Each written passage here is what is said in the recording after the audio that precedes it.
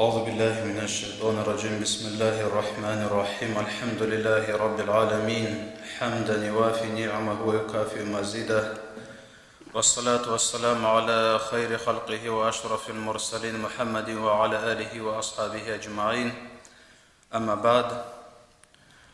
Уважаемые братья по вере, дорогие сестры, всех вас приветствую наилучшим приветствием. Ассаламу алейкум ва рахматуллахи та'аля ва баракату. Пусть Аллах Та'аля сделает благодатным этот маджлис, в котором мы собрались выразить свою благодарность Всевышнему Творцу за то, что Он именно нас сделал теми людьми, через которых доводит религию, и теми, кто слушает эту религию. В то время, когда есть те, кто работает против, есть те, которые не слушают. За это Ему безграничная благодарность. Наше сегодняшнее собрание является признаком того, что в наших сердцах есть любовь к пророку, саллаллаху алейхи вассаляма. И все мы с вами прекрасно знаем, как мы с вами нуждаемся в этой любви. Но однако, что касается любви, у каждого из нас есть разное понимание. Что это за любовь?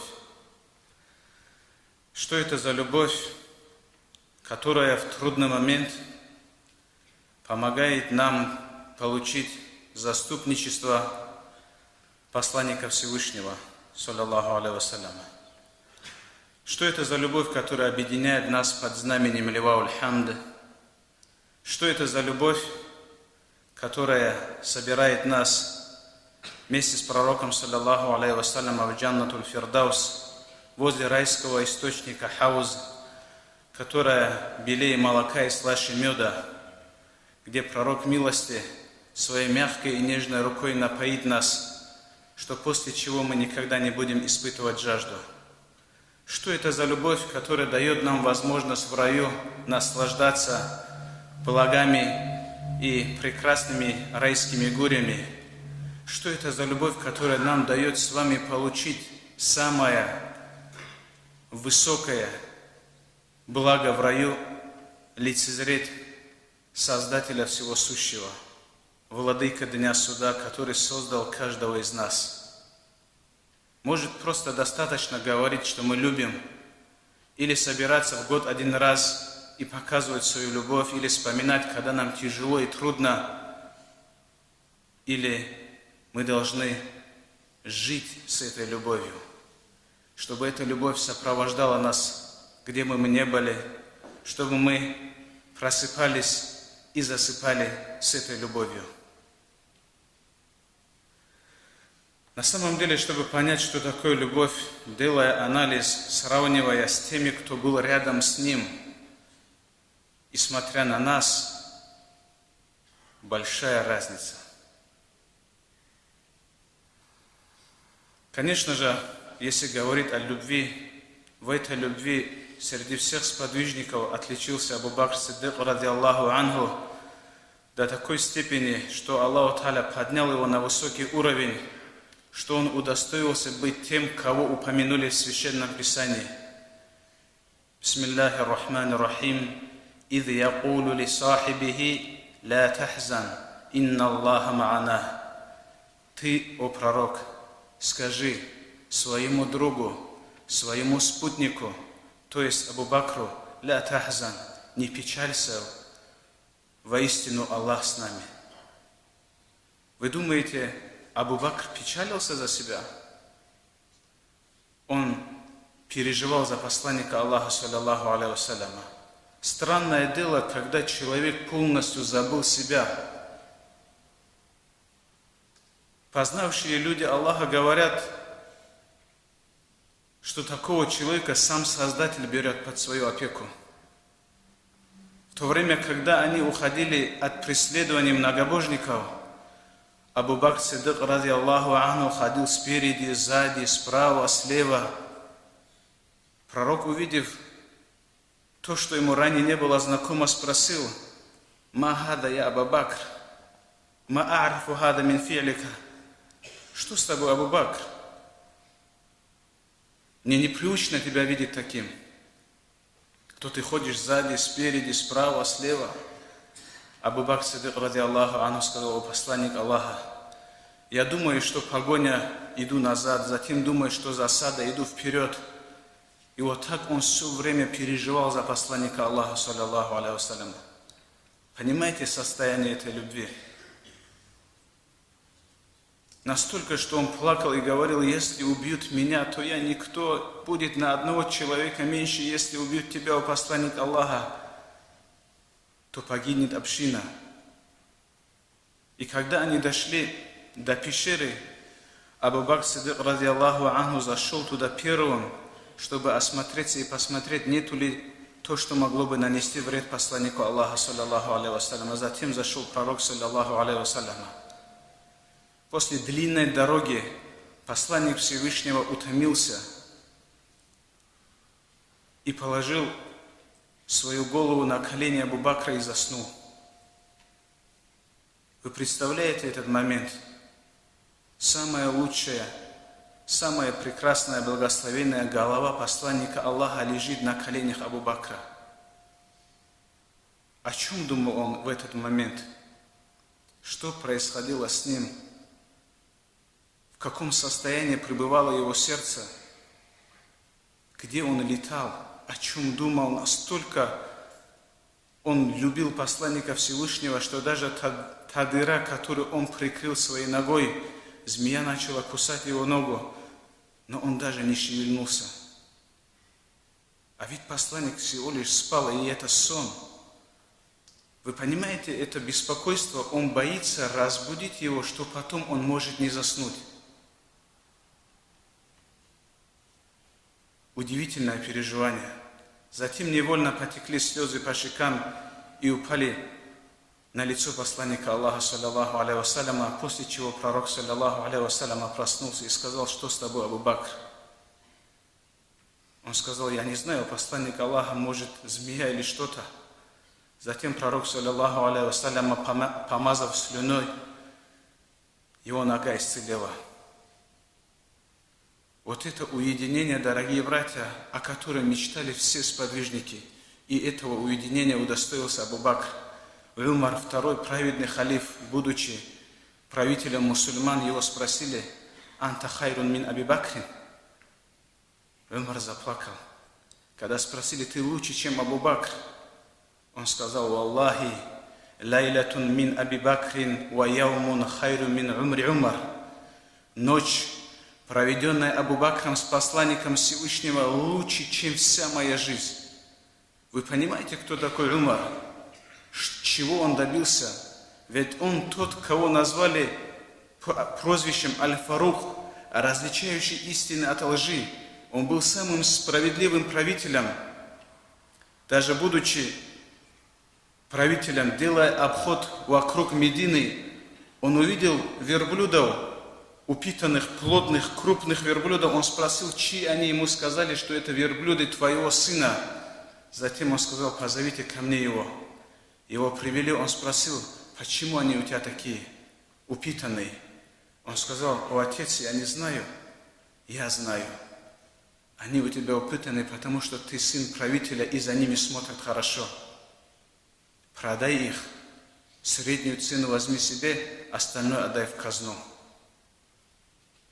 Даже такой справедливый правитель, дорогие братья, и вот все, что он в своей жизни делал, он сказал, что эта ночь лучше. На самом деле, дорогие братья, его переживание отличается от переживаний всех сподвижников. Когда он увидел ноги этих многобожников, которые подошли к пещере, он забеспокоился. И пророку, саллаллаху алейхи вассалям, сказал, что нас могут увидеть. И тогда посланник Всевышнего, саллаллаху алейхи вассалям, сказал: «Ма аданука я Абу Бакр, битнайни Аллаху салисуха». Что ты скажешь, о Абу Бакр, насчет двоих, третьим для которых Аллах? Таким образом, он дал ему понять, что с нами Аллах не нужно беспокоиться. Но что касается нас сегодня с вами, мы видим нашу любовь, насколько она сидит в наших сердцах. Что мы можем вообще делать? Что за любовь у нас? Чем мы можем пожертвовать? Чего мы можем лишиться? Через что мы можем пройти ради этой любви? Почему с нами так происходит? Потому что мы на самом деле должным образом не поняли, кто такой пророк, саллаллаху алейхи вассалям.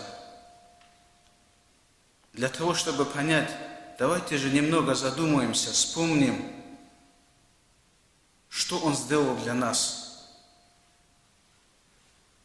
Вы представьте себе, любой из нас, когда станет тем человеком, которого жизнь кто-либо спас, наше отношение к нему какое будет? Мы скажем, мы тебе должны всем, любое время обращайся. Разве посланник не спас нас? Что он сделал для нас?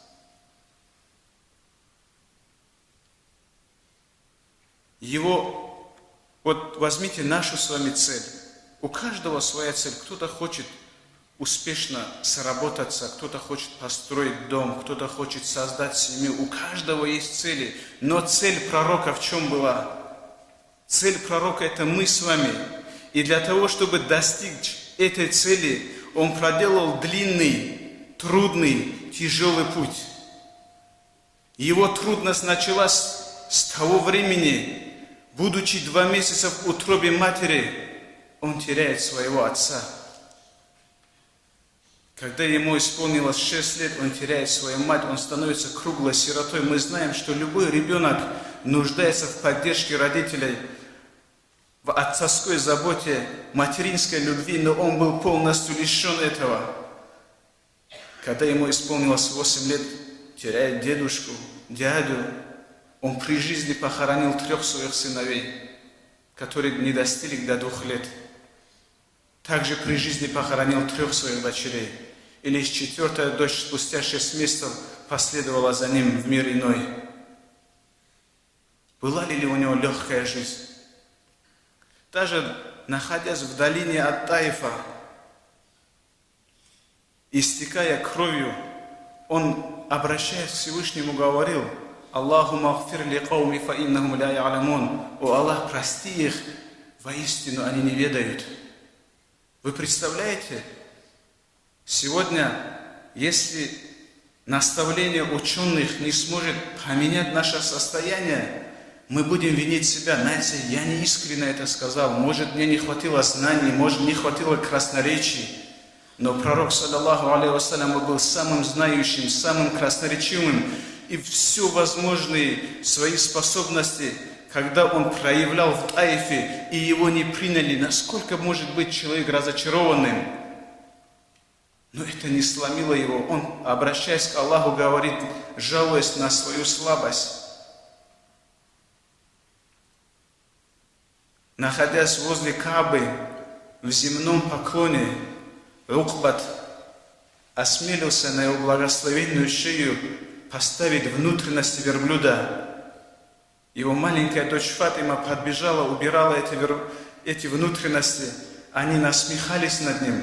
Он продолжал находиться в этом положении.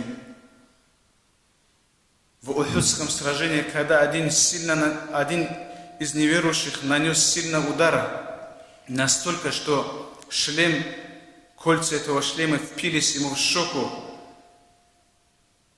просек лоб, и, вытирая эту кровь, он говорил, как преуспеет община, которая сделала это с пророком в то время, когда он призывал их к Господу своему.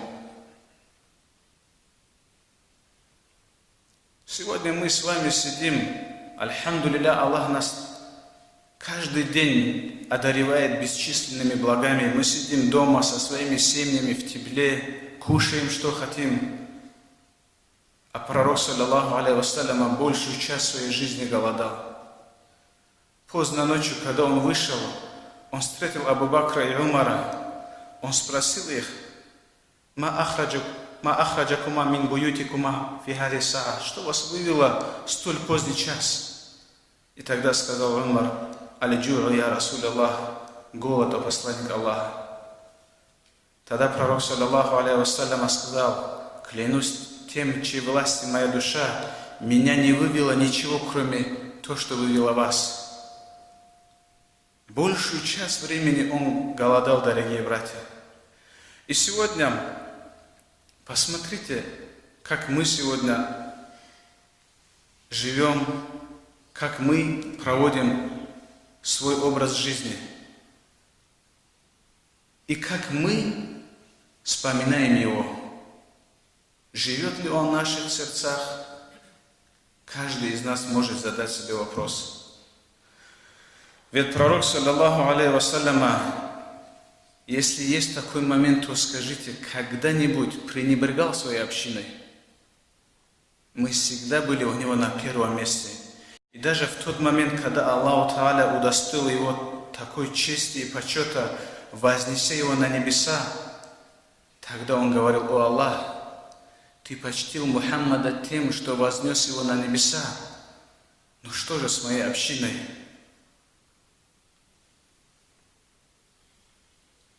И тогда, дорогие братья, нам с вами был предписан намаз, пятикратная молитва. До этого времени кем мы с вами были? Мы с вами утопали в глубине неверия и невежества. Мы жили с вами такой жизнью, где хоронили дочерей заживо, где большие грехи совершались, и это было как в порядке вещей. А нас не записывали историю, мы не были никеми. Тогда Аллаху Тааля проявил свое милосердие по отношению к нам в лице Мухаммада, саллаллаху алейхи вассаляма. Именно он нас научил поклоняться нашему Создателю. Столько всего он сделал для нас, и что мы делаем для него. Поэтому хочется, чтобы наша любовь на самом деле была искренним и с каждым днем росла в наших сердцах. Если у нас не будет этой любви, то мы будем теми людьми, перед кем будет воздвигнута преграда в судный день. И даже в тот момент пророк скажет: «О Аллах, это моя община». И когда ему скажут: «Ведь ты не знаешь, ля тадри ма ахдату ба'дак, что они делали после тебя». Когда пророк узнает, ему станет обидно. Почему? Потому что он же поймет, столько усилий приложил, а они вот так себя повели. Мы должны знать, что каждое наше деяние доводит до посланника Всевышнего. Если он находит, что это деяние хорошее, он воздает хвалу. Если доносят плохое, он просит прощения. До каких пор мы будем причинять боль посланнику Всевышнего своими действиями, поведениями, отношениями? Не пора ли нам изменить свое положение? Нам нужно расти духовно, подниматься выше. Мы не должны находиться на одном месте, ведь мы умма Мухаммада, саллаллаху алейхи вассаляма. Мы являемся истинными носителями этой религии, за это мы благодарны. Пусть Аллах Тааля мне даст тауфика, и также каждому из вас, чтобы мы были теми людьми, за которых посланнику, саллаллаху алейхи вассаляма, не придется просить прощения. Чтобы мы своими поступками и деяниями радовали его. Альхамдулиллахи раббил аламин.